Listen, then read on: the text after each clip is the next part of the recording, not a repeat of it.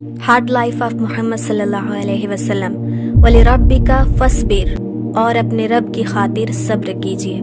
यह आयत तब नाजिल हुई जब रसूलुल्लाह सल्लल्लाहु अलैहि वसल्लम को गुमान भी न था कि मेरे साथ क्या होने वाला है। जिन्हें लोग सादिक अमीन कहते थे, उनकी मिसाल देते थे। वो उस खानदान से थे जो खाना काबा के मुतवल्ली हैं। क्या ताइफ का वाक़या नहीं हुआ जिसमें इतने पत्थर मारे गए कि खून से जूतियां भर गई।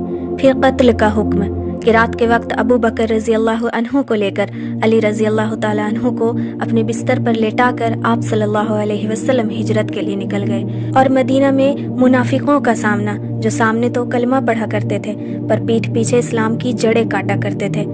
जंगे उहुद में आप सल्लल्लाहु अलैहि वसल्लम के दांत शहीद हो गए। और सुलह हुदैबिया का वाक़या जिसमें इतनी मुशक्क़तें उठानी पड़ी। लाखों सलाम